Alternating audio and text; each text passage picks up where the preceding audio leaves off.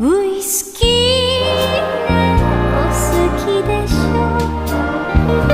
もう少し喋りましょう。ありふれた話でしょ。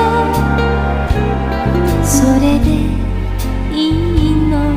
今は気まぐれな占いが二人を巡り合わせ、消えた恋閉じ込めた瓶を開けさせたの。ウイスキーがお好きでしょ。